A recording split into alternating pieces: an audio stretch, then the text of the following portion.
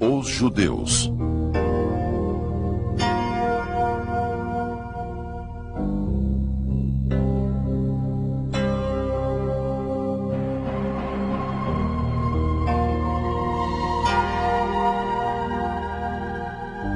Escrito e narrado por Clóvis Bulcão. Direção de fotografia de Paulo Baruch.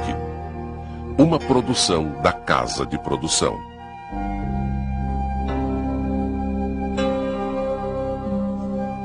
Porto de Amsterdã.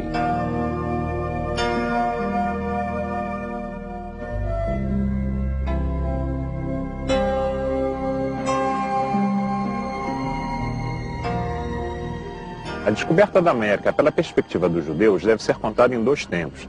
Existe um tempo normal que todo mundo conhece, que é a chegada do Colombo, trazendo a bordo dos judeus. Agora, existe também uma perspectiva pré-colombiana. Não estou querendo dizer que os judeus tinham descoberto em segredo a América antes do Colombo, mas que existe algo por trás disso, existe. É isso que nós vamos ver.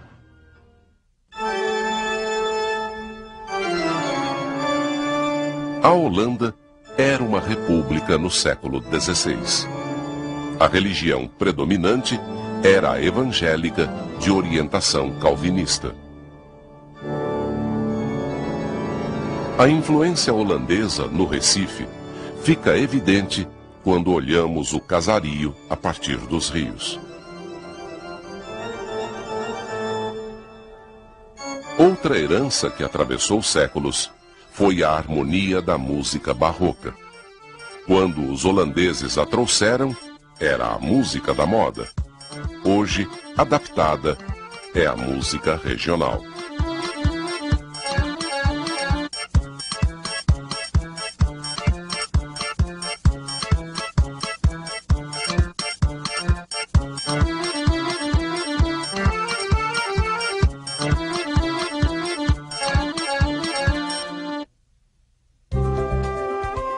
Durante mais de 150 anos, a produção do açúcar foi a base da economia brasileira.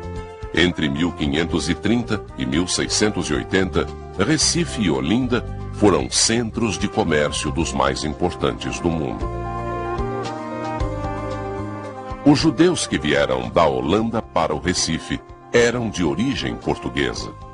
Eles tinham sido expulsos de Portugal pela Inquisição. Uma vez no Brasil, os judeus portugueses investiam em fazendas de cana-de-açúcar, tornando-se assim senhores de engenho. Muitos tiveram filhos e netos, que deixaram marcas profundas de sua estadia no Brasil colônia.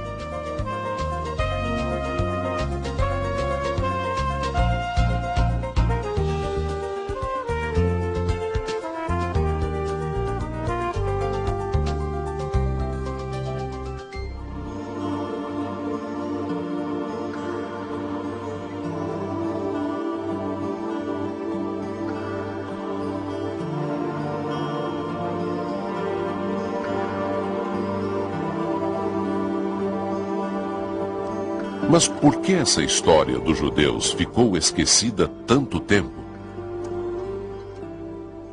Contar história é um pouco como contar a história de uma família. Isso é, em muitas famílias existem determinadas passagens no seu passado que são omitidas.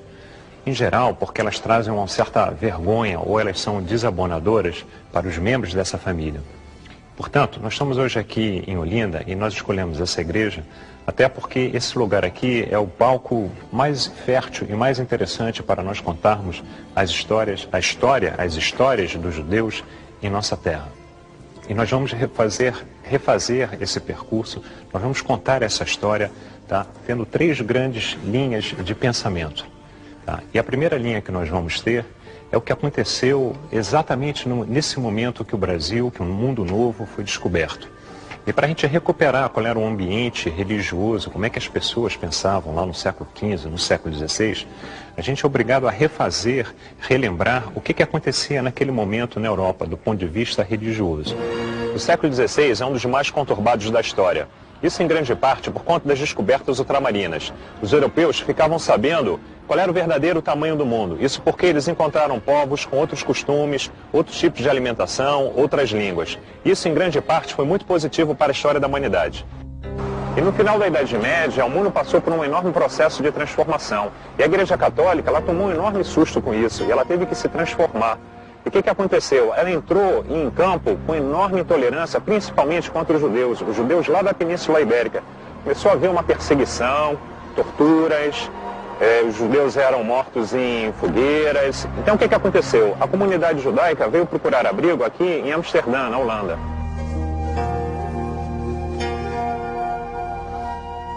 Os holandeses, no século XVI, já eram famosos por duas coisas: sua incansável batalha contra o mar e sua tolerância política e religiosa. O maior exemplo da adaptação dos judeus portugueses aqui em Amsterdã foi a construção dessa sinagoga, que é apenas a maior da Europa.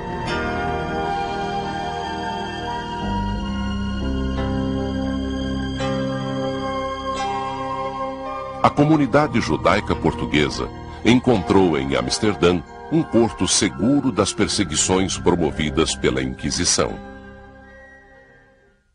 Um membro da igreja, Erasmo, ele foi a primeira pessoa a escrever críticas, ele era um padre, críticas que faziam questionamentos sobre a Igreja Católica.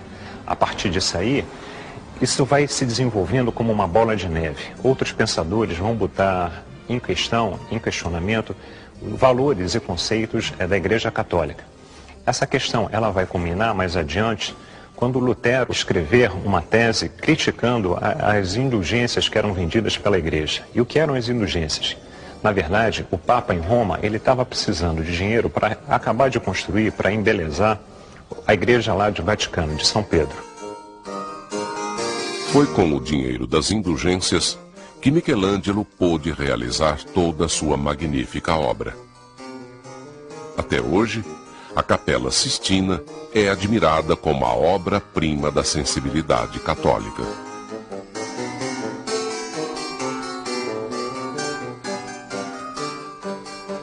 Muito bem. E a igreja passou a vender indulgências. E o que eram essas indulgências? Tá? Era uma forma pela qual o cristão, que tinha, se por acaso ele tivesse cometido algum tipo de coisa desabonadora na sua história, no seu dia a dia, ele comprava, vamos dizer assim, um passaporte, uma carta de crédito, para que após a morte ele fosse direto para o céu. Ou seja, era uma maneira de você evitar a entrada ou no purgatório ou mesmo no inferno. Isso contado a grosso modo. Muito bem, e é importante a gente relembrar essa questão dessa discussão teológica, religiosa, porque o que vai acabar acontecendo, principalmente na Península Ibérica, em Portugal e em Espanha, que isso vai exacerbar um movimento religioso. Ou seja, a cristandade meio que vai se sentir incomodada, ela vai se sentir ameaçada e ela vai reagir a isso. Na verdade, as primeiras vítimas disso aí são os judeus. Por coincidência, em 1492, que é o ano da descoberta da América, os judeus eles vão ser expulsos da Península Ibérica, primeiro da Espanha e mais tarde de Portugal. Mas a gente vai voltar a essa questão mais adiante. O que interessa nesse momento aqui, é a nossa primeira linha de pensamento, é saber como se dá a chegada dos judeus, dos israelitas, no Novo Mundo. É bom lembrar a seguinte coisa: o primeiro cristão novo, ou seja, o primeiro descendente de Israel, a se aproximar do mundo novo, ele estava a bordo da caravela de Cristóvão Colombo. Colombo trouxe a bordo de sua caravela cristãos novos.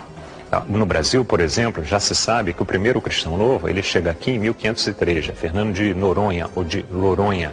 Existe toda uma discussão a respeito da grafia do nome. Mas isso não é mais importante nesse momento. O que na verdade aconteceu é que na medida que o Novo Mundo começou a ser conquistado, ou seja, você tinha navegadores que começaram a penetrar no Caribe, outros na América do Sul, outros na América do Norte, em vários pontos do nosso litoral.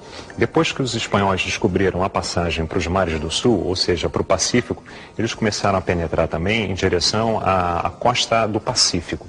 Muito bem, na medida que o europeu vai desbravando o mundo novo, vai desbravando as Américas, eles vão se tocando, eles vão percebendo que existe uma série de, vamos dizer assim, coincidências entre os habitantes do mundo novo, tá? E certas tradições hebraicas. Eu vou tentar ser mais claro. Uma pessoa que está fanatizada pelo ambiente religioso em que vive, ela está apta, ela está mais propensa a fazer determinado tipo de interpretação. E além do mais, a descoberta do mundo novo, ela trouxe um grave problema para a cristandade. E por quê?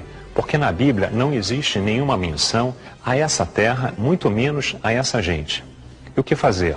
Rasgar a Bíblia? Não, claro que não. A Bíblia, ela pode trazer uma série de fatos de interpretação duvidosa, mas ela é inquestionável do ponto de vista teológico e mesmo do ponto de vista histórico. Quase todas as suas passagens são comprovadas, tanto pela história, até mesmo pelos manuscritos recém-descobertos do Mar Morto. Mas muito bem, o que aconteceu? A cristandade achou por um determinado momento que a Bíblia tinha falhado do ponto de vista dessas descobertas.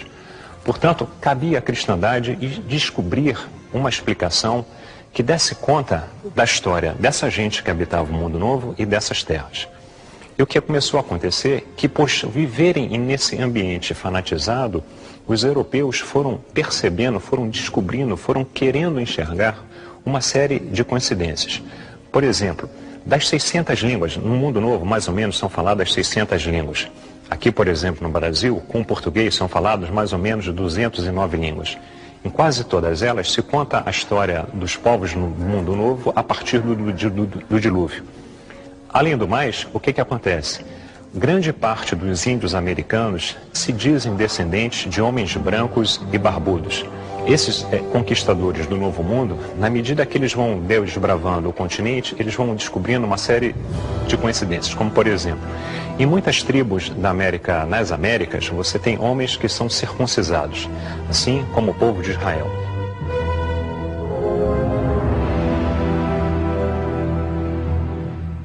Em muitas tribos na América, as mulheres, quando estão na sua fase, no seu ciclo menstrual, elas eram consideradas impuras, assim como o povo de Israel.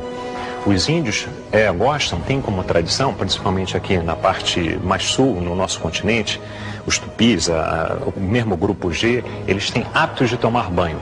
Na Idade Média, por exemplo, só quem tomava banho eram os descendentes de Israel, os judeus.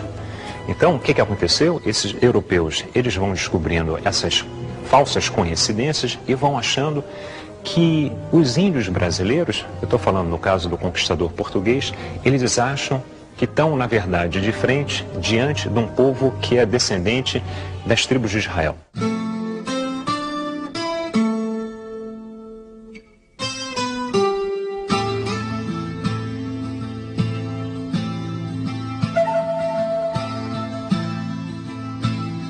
O dominicano Diego de Duran, assim como o primeiro bispo de Quito, escreveram convictos que conviviam com judeus. Na verdade, eles estavam falando sobre índios americanos. Um outro viajante, Antônio de Montesinos, publicou em 1644 uma relação onde ele garante ter tido um encontro com índios colombianos que o teriam saudado com a seguinte saudação: Ó Israel, nosso Deus é o nosso único Senhor. Infelizmente, esse senhor se chama Arão de Levi, o que tira um pouco a credibilidade dessa história. Existem determinadas escrituras e mesmo na Bíblia existem uma série de problemas que permitiam que os portugueses pensassem isso. Como, por exemplo, o que fala a Bíblia sobre as 12 tribos de Israel? Ela conta no livro de Reis que o povo de Israel, o lugar onde o povo de Israel se resolveu tomar para si para morar, que é a Palestina, ela foi invadida por Nabucodonosor, lá mais ou menos 730 a.C., e houve uma deportação. E, na verdade, a história vai perder contato com 10 das 12 tribos de Israel. Existe um escrito que fala que uma parte do povo de Israel teria migrado pacificamente para trás num rio chamado Sabation. O problema é que ninguém sabe onde é que esse rio onde é que ele existe, se é que ele existe. Além do mais, na Bíblia, ou seja, no Velho Testamento, a palavra rio, a palavra mar e a palavra oceano, elas, em geral, elas se confundem em sentido e em significado. Portanto, havia uma evidência bíblica que o povo de Israel poderia ter migrado em direção a uma determinada parte do mundo que era completamente desconhecida. Um outro português judeu, refugiado aqui em Amsterdã, escreveu um livro que ficou muito famoso, A Pedra Gloriosa. Inclusive, esse livro foi ilustrado por Rembrandt. Ali, ele também afirma categórico ter certeza que os índios americanos eram descendentes dos hebreus. Se isso tudo já não fosse suficiente para deixar os europeus apavorados, no século XI, um rabino do sul da França, um rabino provençal chamado David Kimchi, ele escreveu um curiosíssimo relato onde ele deixava bem claro que uma parte do povo de Israel teria migrado para uma ilha, e essa ilha, atenção, estou falando de um escrito do século XI, essa ilha já falava de um país chamado Brasil. Muito bem, uma vez que você tem essas coincidências, uma vez que você tem esses escritos, tudo levava a crer que realmente os índios eram descendentes de Israel. Para piorar a situação, eu estou falando para piorar do ponto de vista desta interpretação, o que acontece? Se você que está me ouvindo agora já teve a oportunidade de escutar hebraico e de escutar tupi ou qualquer língua do ramo tupi-guarani, você vai perceber que existe uma série de coincidências fonéticas. São línguas que são bem parecidas. Portanto, os padres mais ilustrados, quando começaram a chegar no Novo Mundo, esses então foram entrando em estado de pânico, que para eles havia uma série de coincidências linguísticas.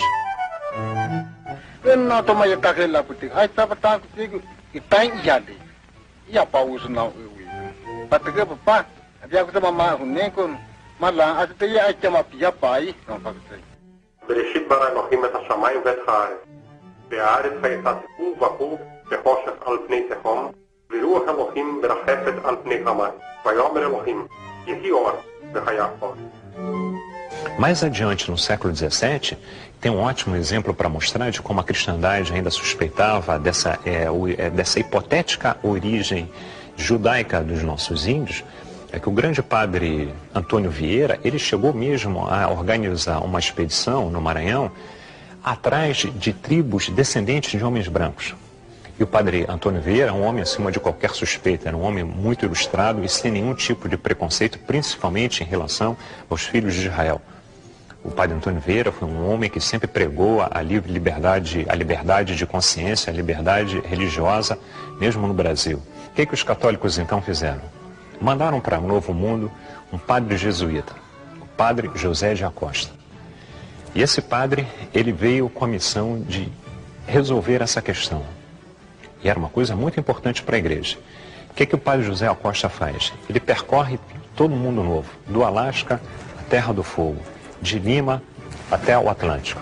E ele vai fazendo essa viagem atrás de desvendar esse mistério. Afinal de contas, era uma coisa embaraçosa para os cristãos que estavam, na verdade, meio que ainda em Guerra Santa. E por que em Guerra Santa? Porque desde o século XII, quando a inteligência católica, eu estou falando agora do maior pensador católico da Idade Média, quando Bernard de Clairvaux pensou a expansão do catolicismo pelo mundo, ele já tinha pensado, lá no século XII, lá na Idade Média, ele já tinha pensado que a luta do catolicismo contra as outras religiões passaria necessariamente pelo Atlântico. Tá? Ele tinha imaginado a seguinte estratégia, e naquele tempo o grande inimigo do cristianismo, como em parte ainda é, vamos dizer assim, a grosso modo, é o quê? São os muçulmanos. E havia toda uma disputa de Jerusalém entre muçulmanos e cristãos. Isso aí que deu origem ao movimento das cruzadas lá na Alta Idade Média. O que esse padre pensou, Bernard de Clairvaux? Ele pensa a seguinte coisa: a cristandade ela deveria atacar o Islã em 3 frentes diferentes, sendo que uma das frentes ia passar pelo Atlântico. Eles deveriam expulsar os árabes da Península Ibérica, descer em direção à África, eu estou falando no século XII, e encontrar um reino cristão de um tal rei que era chamado de Prestes João. Muito bem, então o que acontece? Para a cristandade se apoderar do novo mundo e trazer a palavra do Senhor era uma coisa muito importante. Tanto é que quem conhece um pouco de história colonial americana, e pouco importa em que cidade você está, se é em Recife, se é em Olinda, se é em Salvador, se é em Cusco, se é em Lima, se é em Potosí, pouco importa onde você vá, mesmo na cidade do México, a vanguarda da cristandade são as várias ordens religiosas que começam a se instalar. Portanto, o nosso padre José Acosta, a grande missão que ele tem é de desvendar esse mistério. E após viajar 17 anos em todo o continente, ele começa a mais ou menos elaborar uma tese para dar uma explicação a essa questão que tanto afligia a cristandade. E ele vai chegar a que conclusão? Ele levanta algumas hipóteses. A primeira que ele levanta é a seguinte: será que teria ocorrido uma segunda arca de Noé? E ele caminha mais ou menos dentro dessa tese. Será que os descendentes diretos de Noé era um navegador, e toda a linhagem de Noé são ótimos navegadores? Será que os descendentes de Noé não fizeram outras arcas e não saíram pelo mundo navegando? Depois ele vai dizer, não, essa tese ela é plausível, mas ela não faz sentido. E por que ela não faz sentido? Porque a própria Bíblia não fala nada de uma segunda arca de Noé, nem de Sem, nem de Caim, nem de ninguém. Muito bem, então essa hipótese não era possível. Teriam sido os anjos que teriam transportado essas pessoas em direção a um mundo novo? Depois ele volta para a Bíblia e diz, mas a Bíblia também não fala nada de anjos transportando pessoas de um lado para o outro. Tá? Muito intrigado, ele resolve então achar, teria sido um cavalo alado? Mas a Bíblia também não fala absolutamente nada de cavalo alado. Ele tinha que dar uma explicação plausível, que todo mundo aceitasse como verdadeira, de como é que essas pessoas tinham chegado nessa terra. Então ele chega a uma conclusão que é muito fácil de se chegar, vamos dizer assim. Claro, muito fácil para nós hoje no final do milênio. Essas pessoas, elas passaram a pé. Logo, somente é preciso descobrir por onde que se deu essa passagem. E ele vai formular uma tese que todo mundo já ouviu falar e praticamente todo mundo aprendeu na escola. Ele vai formular em pleno século XVI, sem nenhum grande embasamento científico e teórico. Ele vai decretar uma verdade que se perpetua através do tempo. Ele vai dizer o quê? Que os descendentes dos índios americanos, eles entraram pelo Estreito de Bering. Ele mesmo imagina que houve um determinado momento que o estreito deve ter secado ou congelado e por aí passaram hordas de seres humanos. Muito bem. De lá para cá, isso foi sendo repetido, mas na verdade falta uma certa base científica. Eu não estou querendo dizer que a tese de Bering ela não seja verdadeira. Claro que ela tem muito de verdadeiro, até porque hoje é aceito, a ciência aceita como verdade, que durante a última era glacial, o Estreito de Bering, no seu ponto mais profundo, ele tem apenas 45 metros. Na última era glacial, o que aconteceu com o nível dos oceanos? Ele recua, e na medida que ele recua, o estreito seca e os povos passam. Isso é cientificamente comprovado. Em parte. E por que em parte? Em parte porque, atualmente, há muito pouco tempo atrás, graças aos avanços da biologia molecular, já foram feitos exames com DNA de índios da costa atlântica do nosso continente. E, por incrível que pareça, os povos que povoam o Atlântico, a margem atlântica do nosso continente, a origem genética deles não é da Mongólia, não é da Ásia, e sim da Polinésia. Logo, o nosso querido padre José de Acosta, que escreveu um livro chamado História Natural e Moral das Índias, ele estava, na verdade, na medida que ele formulou a tese de Bering, formulando uma tese que eu vou considerar hoje aqui como racista. E por que racista? Porque ele, sem grandes fundamentos científicos, ele decidiu, e a humanidade acabou comprando a ideia desse padre, que os pais, os avós, os bisavós dos nossos índios eram mongóis. Isso porque eles precisavam dessa explicação. Muito bem, então essa é, na verdade, o primeiro grande acontecimento envolvendo os filhos de Israel no mundo novo. A segunda questão concernente aos judeus no mundo novo tem tudo a ver com Pernambuco, especificamente aqui em Recife. Recife, na verdade, vai ser o grande oásis para os judeus no mundo novo. Vai ser o grande paraíso. Praticamente um novo Israel no mundo novo. E por que isso? Porque aqui eles vão chegar junto com Maurício Nassau, até mesmo antes do Maurício Nassau, eles vão chegar quando os holandeses conquistarem Pernambuco em 1630. Mas antes de a gente falar como é que foi a chegada em 1630, eu acho interessante a gente contar o que era, na verdade, quem estava por trás da chegada dos holandeses. Porque, em geral, a gente fala porque os holandeses chegaram, os holandeses. Mas, na verdade, quem chega, quem se instala, quem toma conta de Pernambuco, não é a nação holandesa, é uma companhia de comércio. É mais ou menos como se fosse, hoje em dia, uma multinacional. O Nassau, por exemplo, ele era um executivo da empresa.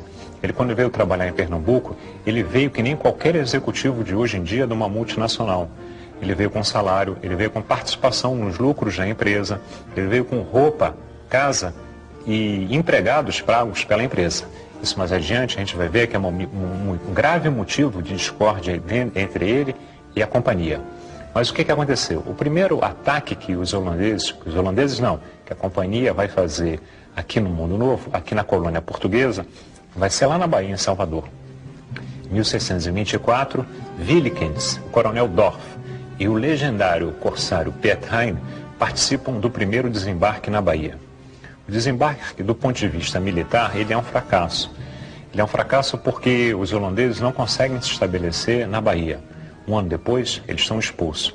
Do ponto de vista econômico, financeiro, vamos dizer assim, ele ainda é mais ou menos aceitável, porque eles conseguem roubar o carregamento anual que tinha pau-brasil, cana, gengibre, uma série de produtos. Muito bem.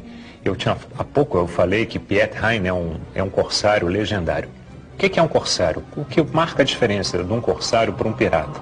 O pirata é aquele que faz um ataque, faz um roubo, ataca um barco e pega o ganho para si. O corsário, em geral, ele tem alguém financiando ele. Na verdade, tudo aquilo que ele roubar, ele vai depois entregar para uma terceira pessoa. E no caso do Piet Hein, o que ele faz? O Piet Hein, eu acho até que ele é um dos maiores inimigos da frota espanhola ao longo da história. Em 28, ele volta para um novo mundo e ele vai fazer um ataque fantástico. Ele vai roubar todo o carregamento anual de prata dos espanhóis. Tá? Os espanhóis, por uma questão de segurança, os portugueses faziam a mesma coisa no Brasil. Eles embarcavam tudo em todos os navios que eles tinham e a frota, ela navegava junto em direção ao novo mundo. E por que eles faziam isso? Porque era uma maneira mais prática de você defender contra os perigos que existiam no alto mar. E principalmente contra os perigos que existiam no norte da África. Em geral, esses carregamentos que vinham do Novo Mundo, quando eles se aproximavam do norte da África, a pirataria comia solta. Tinha pirata morisco que vinha de Argel, tinha pirata que vinha do Marrocos, muitos nem eram piratas, eram corsários. Mas, muito bem, e Piet Hein, ele consegue roubar o carregamento anual de prata, e ele ganha tanto dinheiro, que diz a lenda que ele teria chegado no porto de Roterdã com uma vela de seda. Isso é um exemplo, uma lenda que mostra o exemplo da quantidade de dinheiro que ele levou para a companhia. E é com esse dinheiro que é roubado dos espanhóis que essa companhia vai promover o ataque a Pernambuco. Muito bem, então eles vão desembarcar aqui e vão ficar durante 24 anos em Pernambuco. E interessante que a gente hoje em dia, por conta até da decadência do setor do açúcar no Brasil, a gente não tem muito claro a dimensão do que foi a riqueza produzida nesses 100 primeiros anos, nesses 150 primeiros anos, vamos melhor dizer, da produção de açúcar no nosso país. Mas a quantidade de dinheiro que isso gerava era uma coisa fabulosa. O açúcar, aí na transição do século XV, XVI, quem tinha açúcar em casa, quem tinha dinheiro para comprar açúcar, tá, eram apenas as pessoas que tinham um determinado poder aquisitivo. Só para você ter uma ideia, o açúcar, os ricos burgueses, quando recebiam em suas casas, se você fosse convidado para ir na casa de um rico burguês para um jantar e ele tivesse muito dinheiro, ele salpicava o prato de açúcar para mostrar status. Na Idade Média, por exemplo, uma jovem engenheirada, quando casava, era comum de se dar açúcar como dote. Muito bem, é isso que vai atrair os pernambucanos. Agora, existe toda uma lenda, existe toda uma história que não se comprova historicamente, que teria sido a comunidade judaica de Amsterdã que teria empurrado a companhia no sentido de tomar conta do Brasil. Por que existe essa lenda? Porque os judeus eles foram expulsos da Península Ibérica em 1492. Estou falando de Espanha inicialmente. Lá eles tinham vivido durante muito tempo, na época que os muçulmanos invadiram a península, eles viviam de maneira muito bem integrada. Viviam cristãos, muçulmanos e judeus. Não havia nenhum problema. A comunidade judaica era de tamanha confiança, tá, que inclusive as autoridades judaicas eles tinham o direito de recolher impostos dentro da comunidade. Tal era o grau de confiança, de integração desse setor, dessa religião na Espanha muçulmana. Muito bem.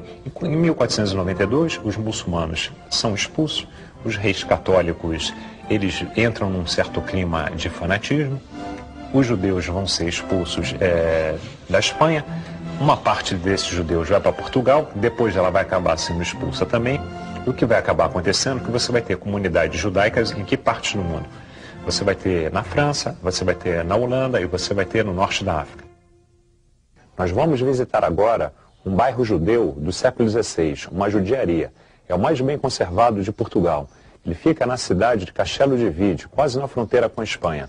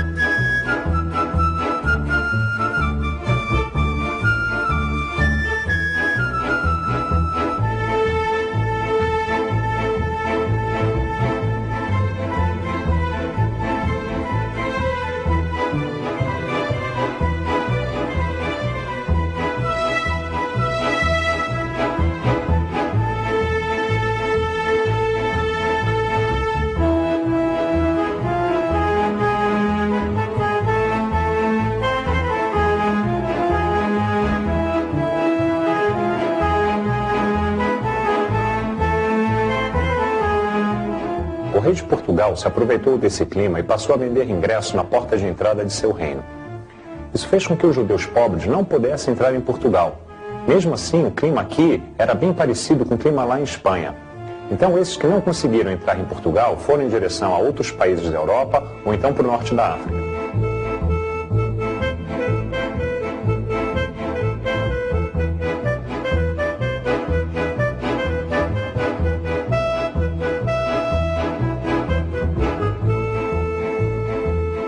O método de admissão de judeus em Portugal, posto em prática por Dom João II, era muito seletivo. Eles só admitiam a entrada de judeus ricos ou aqueles que detinham algum conhecimento manufatureiro. Isso elitizou a comunidade judaica portuguesa. Isso acabou causando uma certa inveja por parte dos cristãos.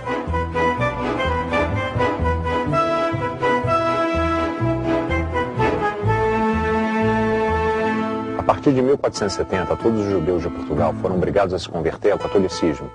Os cristãos novos, uma nova camada social, também continuou sendo vítima de perseguições. Existia uma lei, a Lei de Estatuto de Pureza do Sangue, que impunha uma série de limitações aos membros dessa nova comunidade.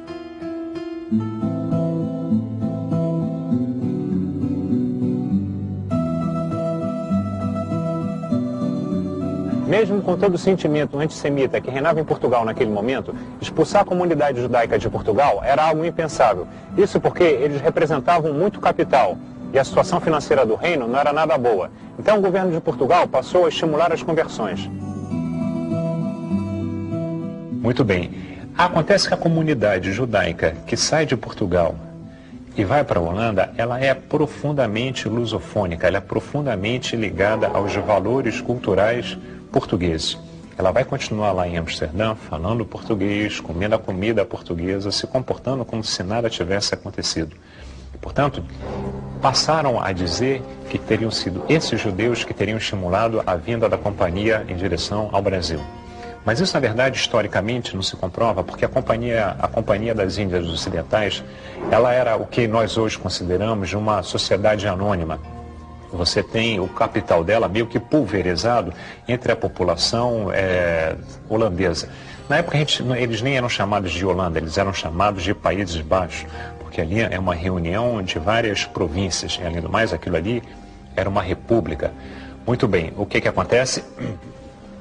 Os holandeses, eles chegam aqui, a religião predominante, tanto no Brasil holandês, eles são calvinistas, mas aqui eles vão tolerar o catolicismo e o judaísmo.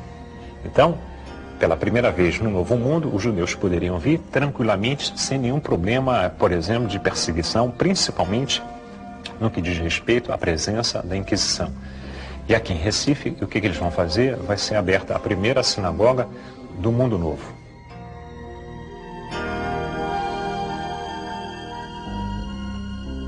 Não só você vai ter 2 sinagogas em Pernambuco, como você vai ter também o primeiro cemitério israelita do Mundo Novo, das Américas. Uma das sinagogas ainda existe. Enquanto, principalmente, o Nassau estiver aqui, essa comunidade ela vai viver muito bem. Só para a gente ter uma pálida ideia da importância da comunidade judaica no Novo Mundo, o primeiro médico brasileiro, ele é formado, ele é uma pessoa que sai do Brasil. Tá? Ele tem, inclusive, um nome que é metade português e metade de origem hebraica. Então, para a gente ter uma ideia da importância da comunidade judaica aqui dessa parte do nosso país. Muito bem, o que acontece? Quando o Nassau se aborrecer com a Companhia das Índias, e ele vai se aborrecer por que motivo? Que muitas das coisas que ele pleiteia, junto às assembleias da companhia, não são aceitas. Então, por exemplo, se ele pede mais dinheiro para fazer um investimento no Recife, se ele pede mais dinheiro para fazer um ataque na Bahia, os holandeses nunca desistiram da Bahia, tá? Em geral, o que os acionistas falam? Eles falam que Nassau está gastando muito, que Nassau é um perdedor. Então, eles vão negando. À medida que o tempo passa e ele vai recebendo muitos nãos, Nassau era um homem que vinha de uma família super tradicional, de uma família nobre europeia, era um homem que tinha uma situação financeira privilegiada. Muitas pessoas o acusam de ter sido um homem que gostava muito de ganhar dinheiro. Existem até suspeitas de que ele não desperdiçava nenhuma chance de entesourar cada vez mais.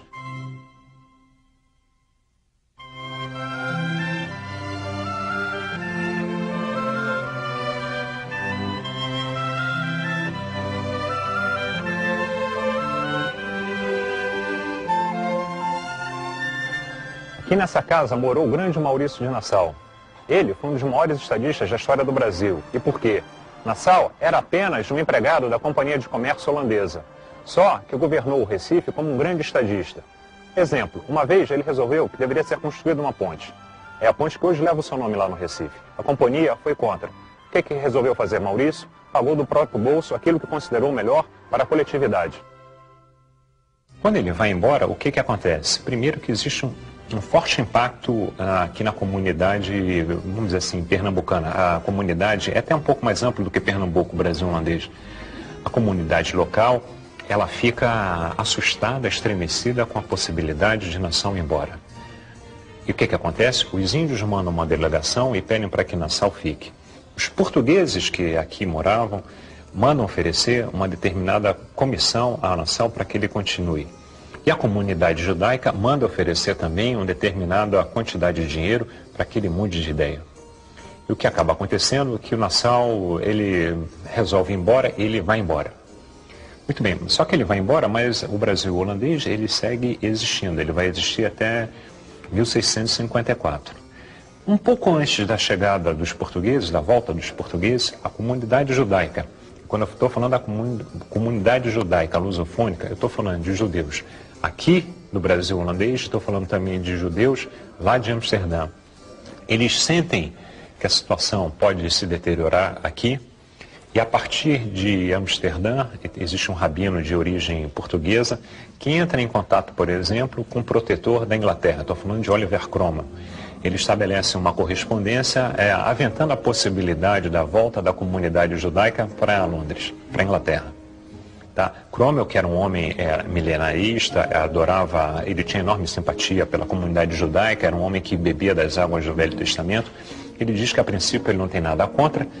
Ele até convida para que esse rabino Menasseh Ben Israel vá a Londres discutir a questão com ele. Só que no meio do caminho estoura o conflito anglo-holandês e o Menasseh acaba não indo até Londres.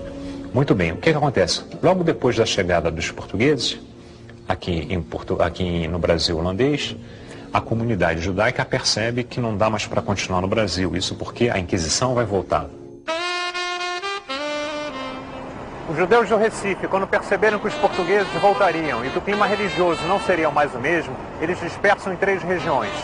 Uma parte da comunidade vai para o Caribe, uma segunda vai para Londres e uma terceira vai fundar uma pequena cidade na América do Norte. que é Nova Amsterdã, hoje conhecida como Nova York.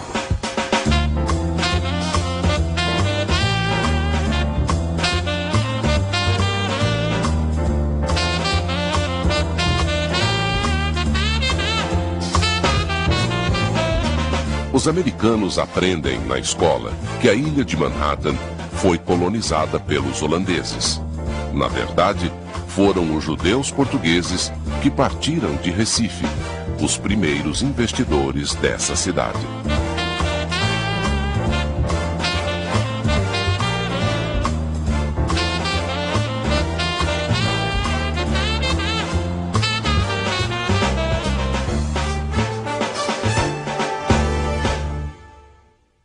Mas vamos voltar à comunidade judaica aqui do Brasil holandês.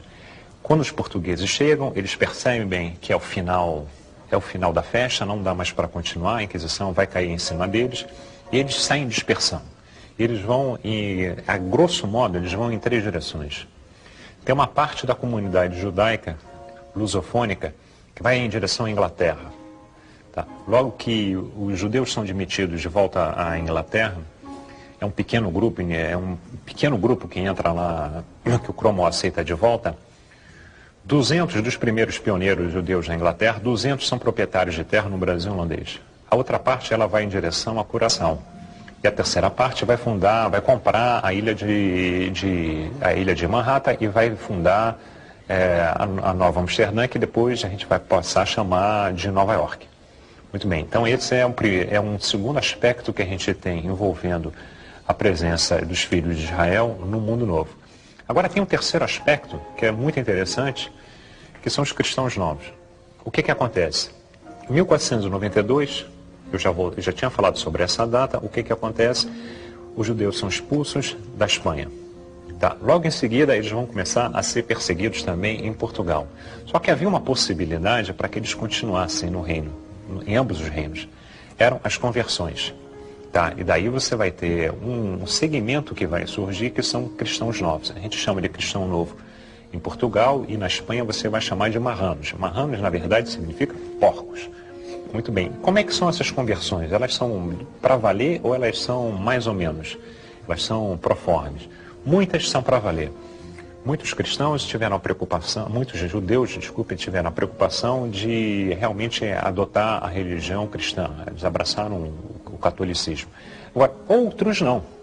Outros, na verdade, eles se fazem de cristãos, mas em casa eles seguem judeus, com os mesmos hábitos religiosos, as mesmas práticas religiosas.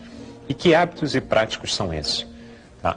É tomar banho, é mudar de roupa, é acender vela sexta-feira, que é a passagem da sexta-feira para o sábado, é um dia religioso importante para a comunidade judaica. Mas o que acontece para nós aqui no Brasil, no mundo novo, que a comunidade de cristãos novos, rapidamente ela começa a se instalar no Brasil. Apesar do massacre de 1506, apesar das intolerâncias, apesar das perseguições, os cristãos novos e os judeus tiveram participação decisiva na colonização do Brasil. O primeiro a chegar, em 1503, como a gente já tinha falado, o Fernando de Noronha. Tá? E na medida que você não tem no Brasil a Inquisição, o que acontece? Tanto marranos quanto cristãos novos começam a se instalar no Brasil e vão se instalando, tudo isso à margem dos poderes da Inquisição. Muito bem, o que eu quero falar sobre a Inquisição, o que foi de fato a Inquisição? A Inquisição foi uma forma pela qual a igreja e setores na nobreza, principalmente aqueles setores na nobreza mais decadentes, tiveram de se apropriar das riquezas que o comércio, principalmente o comércio ligado ao Novo Mundo, produzia. Como assim? Como funcionava uma denúncia na Inquisição? Por exemplo, se eu visse um cristão novo começar a enriquecer, e pouco importava se ele era realmente cristão ou se ele era um falso cristão, isso era um detalhe, eu podia fazer uma denúncia. Uma vez denunciado, ele ia a julgamento. Se por acaso ele fosse condenado, e bastava uma única pessoa denunciar, e podia ser feita uma denúncia sem nenhuma prova, o que acontecia com o pobre do cristão novo? Ele ia a julgamento, na maior parte dos casos eles eram condenados, os inquéritos do Santo Ofício, eles não eram absolutamente confiáveis, em geral todos os interrogatórios aconteciam debaixo de tortura. Ou a pessoa era torturada com a tortura de Paulé, que é ficar amarrado, ser içado a uma altura de mais ou menos 3 metros e projetado contra o chão, ou então a tortura do potro, que era você ficar amarrado numa espécie de um tronco e ser esticado pelas extremidades. Eram assim que eram feitos os interrogatórios no Santo Ofício. Isso acontecia lá em Lisboa. Muito bem. E se essa pessoa, quando ela era condenada, em geral, era condenada à fogueira, à morte, e essa forma de matar era extremamente perversa e cruel. Em geral, quando a gente pensa que alguém morria na fogueira, as pessoas têm uma certa imagem que havia uma quantidade absurda de lenha e que a pessoa morria queimada rapidamente. Mas em Portugal não era assim que acontecia. O fogo, ele nunca ultrapassava a linha do joelho, era fogo brando, fogo baixo, a pessoa não morria torrada, a pessoa morria assada. A única opção que era dada ao pobre coitado que ia morrer queimado era que, momentos antes da fogueira ser acesa, eles o carrasco perguntava ao pobre coitado que ia morrer se ele gostaria de morrer pela lei de Moisés ou pela lei de Jesus. Aqueles que falavam pela lei de Jesus tinham uma morte mais rápida. Aqueles que queriam morrer na lei de Moisés morriam, como eu já acabei de dizer, assados com fogo só até o joelho. Uma morte dessa poderia durar dependia do vento, das condições climáticas, mas essa tortura poderia durar até 3, 4 horas.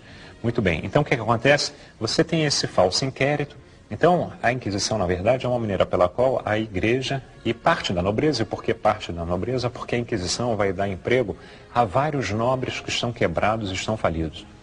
Esse tipo de emprego que eles davam, eles eram chamados de familiares. Tá?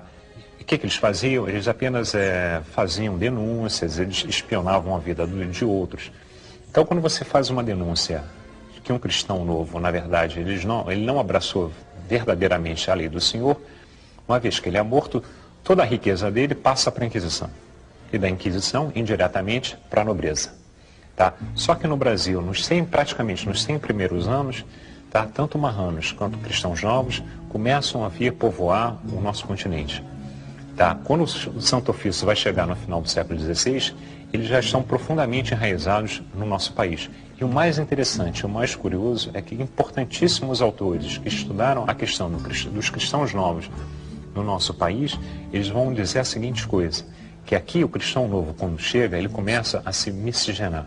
Ou seja, os homens judeus, cristão novo, que chega no Brasil, ele casa ou com uma índia ou com uma negra. E assim vai se dando um processo de assimilação, tanto religioso quanto racial. Existem aqui, principalmente no Nordeste, no Brasil, uma certa herança de palavras, de gestos, de expressões que vem diretamente dessa época e vem um pouco também indiretamente até do hebraico. Em português é muito comum a gente usar a expressão passar a mão na cabeça. Isso é uma tradição literal do hebraico. Isso é uma tradição hebraica, inclusive, de você perdoar. Além do mais, aqui no Nordeste, em certas regiões no interior, você tem expressões espanholadas, como falar mucho, como falar arriba, como falar que hay água, por exemplo. Tá? Isso é uma tradição que vem exatamente desse tempo. O que acontece é que no final do século XVI, a Inquisição ela vem para o Brasil, ela começa a atuar na parte mais norte, no atual Nordeste, Pernambuco, ela vai estar em Pernambuco, ela vai estar na Bahia, ela vai estar no Maranhão, e lentamente ela vem descendo, e na medida que ela vem descendo em direção ao Sudeste, ao Rio de Janeiro, ela vem vindo fazendo estragos. As denúncias são as mais tolas possíveis, são várias pessoas que vão caindo nas malhas da Inquisição. Tá? No Rio de Janeiro, no início do século XVIII, tem um grande caso. Você tinha toda uma comunidade de cristãos novos que viviam no recôncavo guanabarino. O mais famoso deles todos é Antônio José, o judeu, que era autor de obras teatrais, que depois vai morrer em Lisboa. Esse é até um caso de um que parece que realmente tinha abraçado de forma honesta o catolicismo. No Brasil, o único lugar que conseguiu escapar ao avanço, à ganância do Santo Ofício, da Inquisição, foi em São Paulo. Em São Paulo, lá em cima, estou falando do altiplano, onde fica altiplano, forma de falar, estou falando do Planalto Paulista, onde fica a cidade de São Paulo, ali o Santo Ofício nunca foi perturbar a vida de ninguém.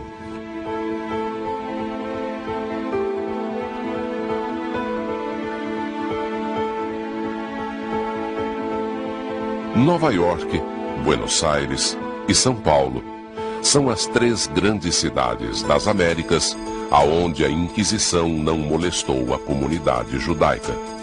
E ela pôde conviver com as outras comunidades religiosas num clima de liberdade religiosa que o mundo novo prometia.